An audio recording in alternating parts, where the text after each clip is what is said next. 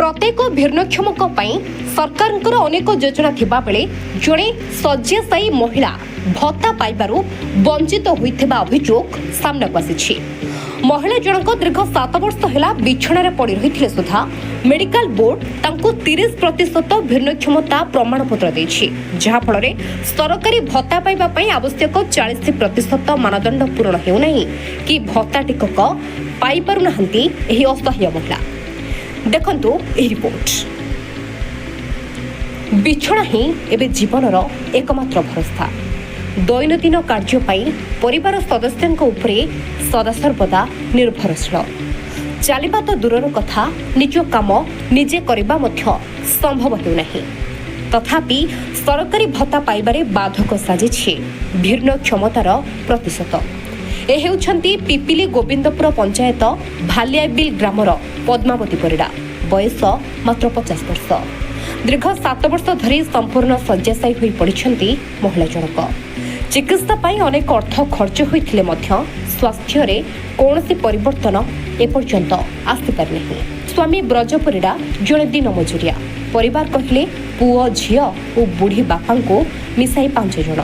स्वल्प रोजगार परिवार चलाइबा कष्टकर हो पड़ुछि। सरकारी भावे केवल पद्मावती को व्हील चेयर जोगाई दिया जाइछि। 7 वर्ष मध्य 5 थर मेडिकल टेस्ट करा जाइथिले सुधा शय्याशायी महिला पद्मावती को 40% परिवर्ते 30% भिन्नक्षम प्रमाणपत्र पाई भत्तारू वंचित हेउछंती।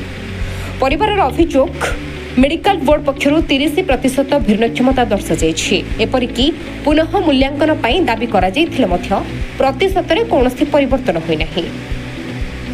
अन्यपटे सरकारी भत्ता 40% किंबा ताठारू अधिक भिन्नक्षमता आवश्यक थिबारु योजनार सुविधा मिलु नाही।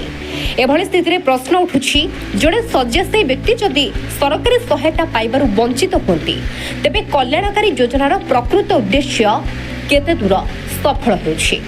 आर्थिक अनटन मध्य चिकित्सा और दैनंदिन खर्च बहन करने परिवार पाई एक बड़ चैलेंज हो पड़ी।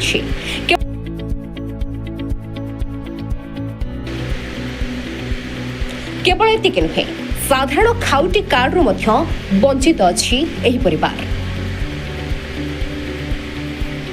एही परिवार रे पद्मावती ससुर बलराम परिडा को 84 वर्ष अतिक्रम कर जाइथिले मध्य सरकार ठारू मिलुथिबा 3500 टंका परिवर्ते तांको 1000 टंका भत्ता मिलुथिबा सरकारी अधिकारी दायित्वहीनता जल जल दिशुछि। तेणु एभली मामलें मानविक दृष्टिकोण पुनः विचार कर योग्य हिताधिकारी भत्ता प्रदान करने को दाबी होछि। सेपटे यह घटना को गंभीरतार सहित नहीं पिपिली ब्लॉक बीडीओ सरोज कुमार राउत। पंचायत कार्यनिर्वाही अधिकारी घटनार अनुध्यान कर परिवार को तुरंत खाउटी कार्ड जोगाई देवाई व्यवस्था करने निर्देश देथिबा बेले भिन्नक्षम प्रमाणपत्र किभली परिवर्तन कराଯାଇ पद्मावती परिडा को भत्ता मिल पारिबो से नहीं पदक्षेप नियाजिबो बोली कहिसंती।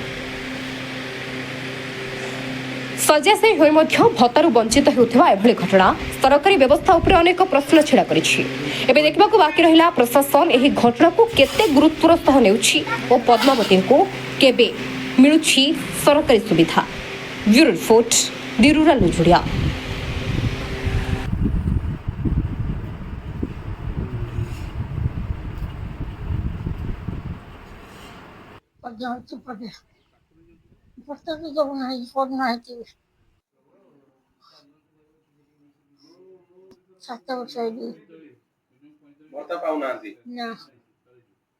गोड़ भांगीगला, अंटा भी भांगीगला, झील खराब होगला। अब कौन कर झील पुओ पुओ कही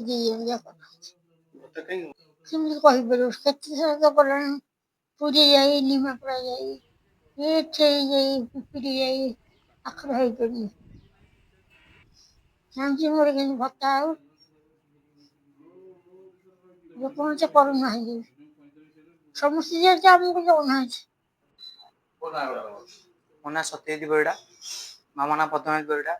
ଆମ ମାମା 7 ବର୍ଷ ହେଲା ଆସିକି ବେଡ୍ ରେଷ୍ଟ କଲେଣି। ସିଏ ଆମେ 2-4 ଥର କ୍ୟାମ୍ପରେ ଗଲୁ ଭତ୍ତା କାର୍ଡ ପାଇଁ, ସାମାନ୍ୟ ଭତ୍ତାଟିଏ ହେଉନି। ଏ ସରକାର କ'ଣ କହିବୁ ଆମେ, ଯେହେତୁ ଭତ୍ତା କିଛି ହୋଇପାରୁନି। ଆମେ ସରକାରରୁ ଅନୁରୋଧ କରୁଛୁ ଆମର ଯେମିତି ଗୋଟେ ଭତ୍ତା ହେଇପାରୁ।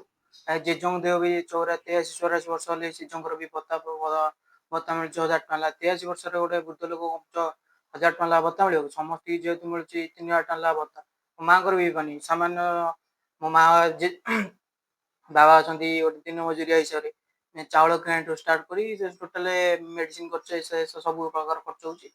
ଆମେ ସରକାରରୁ ଅନୁରୋଧ କରୁଛୁ ଆମକୁ ଯେମିତି ଗୋଟେ ଭତ୍ତା ଏବଂ ରେସନ କାର୍ଡ ଯୋଗାଯୋଗ କରିପାରିବେ। ଅସୁବିଧା ରହୁଛି ତାଙ୍କର ପରସେଣ୍ଟ ବାହାରି ପାରୁନି। ଯେହେତୁ ଆମେ ଯାଉଛୁ ଯୋଉଠି କ୍ୟାମ୍ପ ପଡୁଛି ସେଠି ଯାଉଛୁ, ସେ କ୍ୟାମ୍ପରେ କଣ ହଉଛି କ୍ୟାମ୍ପ ଦେଇକି ସେ କଣ ହେଇଯିବ, ସେଠୁ ଆସିଲା ପରେ ଅନଲାଇନରେ ବାହାର କଲା ବେଳକୁ ବାହାରୁଛି 30%। 7 ବର୍ଷରେ ଆମେ ଆରି 5-7 ଥର ନେଇସାରିଲୁ କ୍ୟାମ୍ପକୁ। ପିପିଲି 3 ଥର, ନିମାପଡା ଥରେ, ପୁରୀ 2 ଥର। ସେବା ଆମେ କରୁଛୁ ଭାଇ ଭଉଣୀ ବାବା ଆଉ ପଡିଶାର ପାଖାପାଖି ଅଛନ୍ତି ଦାଦା ଫାଦା, ସେମାନଙ୍କୁ ଡାକିକି ଆମେ ସହଯୋଗ। ସେ ଅସୁବିଧାରେ କେବଳ ଆମେ ଜାଣିପାରୁଛୁ ଆପଣ ସରକାର ଯାହା ଆସିଥିଲେ ସରକାର ହେଇଥିଲେ ସରକାର କଣ ଅଛି ଏସିରେ ବସିଲେ ପବନ ଖାଇଲେ ସେଥିରେ ଆମର କଣ? ଆମେ ଦେଖୁଛ ତମେ ଆସିକି ଦେଖିପାରୁଛ ତ ଆମ ପରିସ୍ଥିତି। ଆମେ ସରକାର ଚାହୁଁଛୁ ଆମର ଗୋଟେ ମାଙ୍କର ଆକୁ ଭତ୍ତା ଏବଂ ଘର ପାଇଁ ଗୋଟେ ରେସନ କାର୍ଡ ଯୋଗାଯୋଗ କରିବେ। ଜଗବନ୍ଧୁ ପ୍ରଧାନ। ଅସୁବିଧା 6-7 କ୍ୟାମ୍ପକୁ ଗଲାଣି, କିନ୍ତୁ ଭତ୍ତା ଖଣ୍ଡେ ହେଇପାରୁନି। 7 ବର୍ଷ ହେଇଗଲାଣି ଏଇ ପ୍ରକାର ଅବସ୍ଥାରେ ଅଛନ୍ତି। ତାପରେ ରାସନ କାର୍ଡ ବି ତାଙ୍କର ନାହିଁ। ସେ ରାସନ କାର୍ଡ ଥିଲେ ମେଡ଼ିକାଲ ସହିତ କାର୍ଯ୍ୟ ହେଇପାରିଥାନ୍ତା, ସେ ବି ହେଇପାରିଲାନି। ଆଉ ଶଯ୍ୟା ସେଇ ଅବସ୍ଥାରେ ଦିନ ମଜୁରିଆ ଏସବୁ କାମ କରୁଛନ୍ତି। ସେଠି ଗୋଟେ 4-5 ଥର ଗଲାଣି, କିନ୍ତୁ 30% ଡକ୍ଟର ଦେଉଛନ୍ତି। ତାଙ୍କୁ ଟେକିକି ନେଲା ପରେ ବି ଡକ୍ଟରମାନେ ଏଇ ପ୍ରକାର ଦେଉଛନ୍ତି, ଭତ୍ତା ହେଇପାରୁନି। ଚଳିବା ବହୁତ କଷ୍ଟ ହେଉଛି। ବାପ ପୁଅ ଝିଅ ଆଉ ପିଲାମାନେ 2-3 ଜଣ ଝିଅ ବିବାହର ସରିଲାଣି। ବର୍ତ୍ତମାନ ଆଉ ତାଙ୍କର ଶ୍ୱଶୁର ବୁଢ଼ା ଯିଏ, ତାଙ୍କର ବି ଭତ୍ତା 83-84 ବର୍ଷ ହେଲାଣି, କିନ୍ତୁ 80% 1000 ଟଙ୍କା ପାଉଛନ୍ତି, 3500 ପାଉନାହାନ୍ତି। ସରକାରୀ ତ କରୁନାହାନ୍ତି, ଆଉ କ'ଣ ଆମେ ତାଙ୍କ ସରକାରୀ ବ୍ୟବସ୍ଥା ତ୍ରୁଟି ରହୁଛି, ନହେଲେ ତ ଏ ପ୍ରକାର ହଉନି।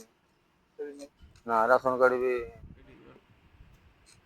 ଭତ୍ତାଟେ ତାଙ୍କର କେମିତି ହବ, ରାସନ କାର୍ଡ ଯୋଉ ଆପଣ ପ୍ରୋବ୍ଲେମ ଆପଣ ଆମ ନଜରକୁ ଆଣିଛନ୍ତି, ଆମେ ତାର ମଧ୍ୟ ଷ୍ଟେପ ତୁରନ୍ତ ନେଇଛୁ। ଆମର ପଞ୍ଚାୟତସ୍ତରୀୟ ଅଧିକାରୀ ମାନଙ୍କୁ ଇନକ୍ୱାରି ପାଇଁ କୁହାଯାଇଛି। ଯଦି 80 ବର୍ଷରୁ ଉର୍ଦ୍ଧ୍ୱ ରହୁଛି ଜଣଙ୍କ ବୟସ, ତାକୁ ଆମେ ସାଙ୍ଗସନ ପାଇଁ ତାକୁ ନିଶ୍ଚୟ ପଠାହବ ଏବଂ ଉପଜିଲ୍ଲାପାଳଙ୍କର ନିର୍ଦ୍ଦେଶ କ୍ରମେ ତାଙ୍କୁ ମଧ୍ୟ ଦିଆଯାଇ ପାରିବ। କିଛି ସେ ରିଲେଟେଡ ମଧ୍ୟ ଇନଷ୍ଟ୍ରକ୍ସନ ପାସ୍ କରାଯାଇଛି। ରିଗାର୍ଡିଂ ରାସନ କାର୍ଡ ତାକୁ କହୁଛନ୍ତି, ତାକୁ ମଧ୍ୟ ଆମେ ଇନକ୍ୱାରି କରୁଛୁ। ଯାହା ଆମ ତରଫରୁ ନିଶ୍ଚୟ ଆମର କର୍ତ୍ତବ୍ୟ ଥିବ, ଆମେ ତାହା ନିଶ୍ଚୟ ପାଳନ କରିବୁ। ଦେଖନ୍ତୁ ଏଇଭଳିକା ଘଟଣା ଅନେକ ମଧ୍ୟ ପିପିଲି ବ୍ଲକରେ ରହିଛନ୍ତି, ଅସହାୟ ମାନେ ଯୋଉ ବଞ୍ଚିତ ହଉଛନ୍ତି, ସେମାନଙ୍କ ଆଗାମୀ ଦିନରେ କଣ ନାଇଁ, ରେଗୁଲାରଲି ଆମର ମନିଟରିଂ କରାହଉଛି ସେ ଉପରେ। ଆମ ପଞ୍ଚାୟତ ସ୍ତରୀୟ ଅଧିକାରୀ ମାନଙ୍କୁ ମଧ୍ୟ ଆମର ନିର୍ଦ୍ଦେଶ ରହିଛି କି ଯଦି ଏପରି ପଞ୍ଚାୟତରେ କୌଣସି କେହି ହିତାଧିକାରୀ ଯଦି କୌଣସି ସରକାରୀ ସହାୟତାରୁ ବଞ୍ଚିତ ହବାର ନଜର ଆସୁଛି, ତାକୁ କିପରି ତ୍ୱରାନ୍ୱିତ ଭାବରେ ଆମର ନଜରକୁ ଆଣିବେ ଏବଂ ଆମେ ଉପରିସ୍ଥ ଅଧିକାରୀଙ୍କୁ ମଧ୍ୟ ତାହା ଜଣାଉଛୁ ଏବଂ ତାଙ୍କର ଗଭର୍ଣ୍ଣମେଣ୍ଟର ଯାହା ବି ସାଙ୍କସନ ବେନିଫିଟ ତାହା କିପରି ପାଇପାରିବେ